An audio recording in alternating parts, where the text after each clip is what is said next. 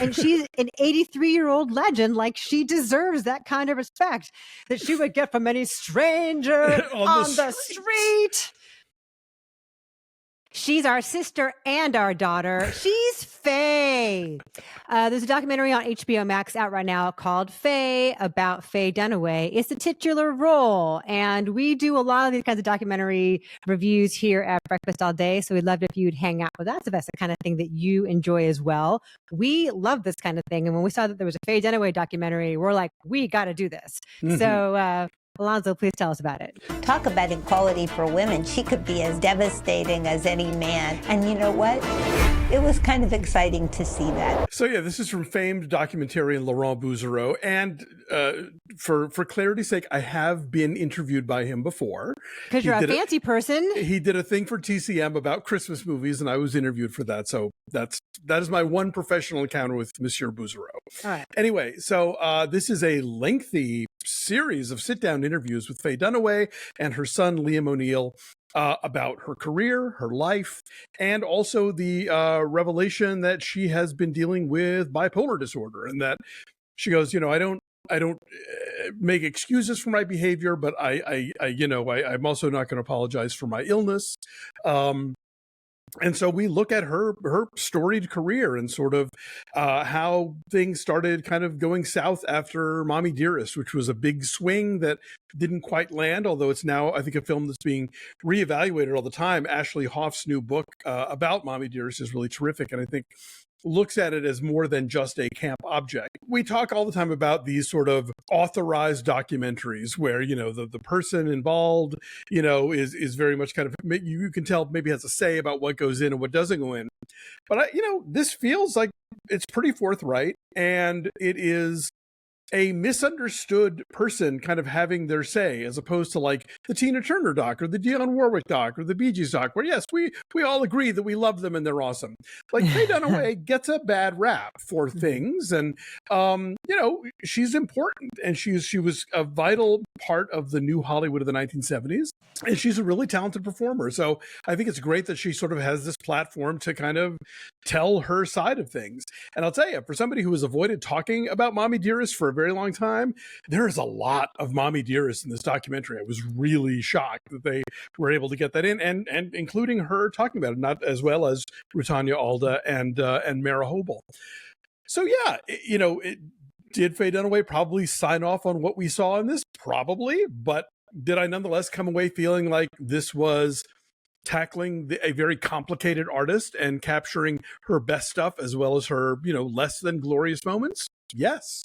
Yeah, I was really impressed with the candor here as well. And I was thinking about that the whole time, that we've done so many documentaries where either the person is still alive and took part in it, or the estate. or the estate signs off on it, right? And so they are like, massaging this image.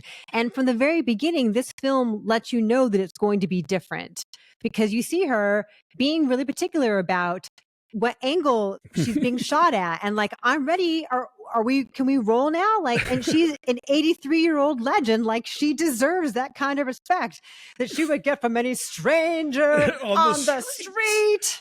And there's so much Mommie Dearest in this movie, which is a movie that we love, that I saw so many times as a kid. So to see the perspective on it was really great. It bums me out that she wishes she hadn't done it, because it is indelible in the culture. And I thought that Mara Hobel had some really useful perspective about how people approach her all the time and say, like, this was about abuse and mental illness at a time where like people didn't talk about it. And I thought that was a perspective we don't see on a movie that is regarded as a camp classic. Absolutely. So Faye Dunaway talking about her own mental illness and her alcoholism, and how like stages of her life inform the work, or maybe it's vice versa. There's an interesting kind of intertwining of her signature roles and things that are happening in her life. So like around the time that Mommie Dearest was happening, she adopted her son. Around the time that she was dealing with alcoholism, she made Barfly. And her son talks about how like that he sees so much of her in each role. And so I think a lot of times the best actors do that. They find that middle point between themselves and the role on paper. And she even talks about getting that, she started out working with Kazan, at the Lincoln Center Repertory, and how his whole thing was finding the kind of emotional beats in a character that reflect on your own lives and not being afraid of bringing your own emotions to the work. You know, she talks about how I thought emotions made you weak and I tried to sort of, you know, shelter them. And he's like, no, they go there, bring it out. And in her best work, like it's very much there. And I'll tell you, Barfly is a movie that is great and has been almost impossible to watch for the last 40 or so years. It's never been released on DVD. Oh, really? It's not streaming anywhere last time I checked. Barbie Schroeder, Mickey Rourke, who is great in this movie, like talking now, but oh my God, I had forgotten how beautiful 1980s Mickey Rourke was. He's like, the two of them together are just a vision. Anyway, yeah, so I think this movie is in a lot of ways a real vindication for somebody that I think has been very easy for subsequent generations to kind of write off, you know. But you look back at like, you know, Network and Chinatown and, you know, a film that they talk about here that doesn't get enough love usually, which is Puzzle of a Downfall Child. And you know, she's a really extraordinary performer. And I think that, you know, you read about, oh, you know, she slapped a stagehand or whatever, you know, diva behavior that dominates the headlines. And it's like, okay, yes, that stuff happened. And she's obviously grappling with issues in her own life, but like the work is still there. And it's, you know, attention must be paid. Right. It speaks for itself for sure, but also she came along with strengths at a time that the culture was ready for them.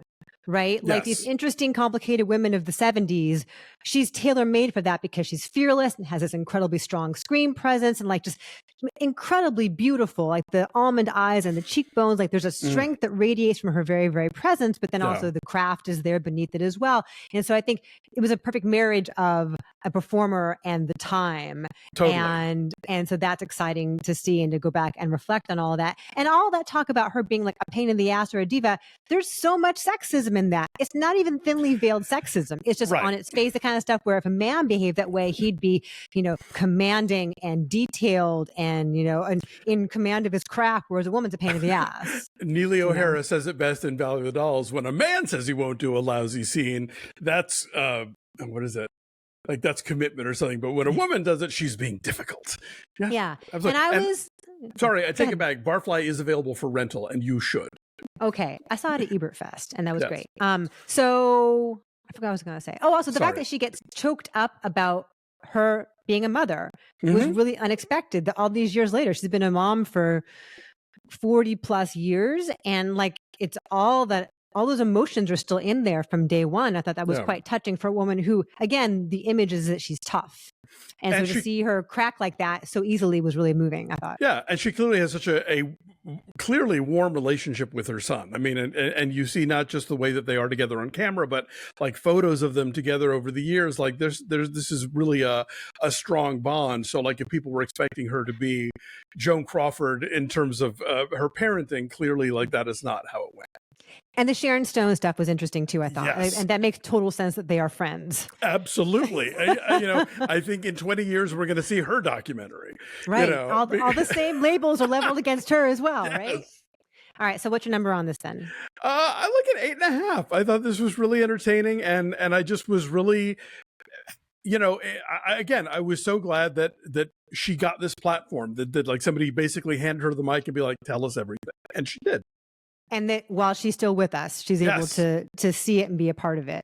I will say, like 8.7. It's really, really good. And I think if you know a lot about her, you'll enjoy it. If you don't know a lot about her, you will learn a lot about her. Absolutely. So Faye is on Max. Go check it out.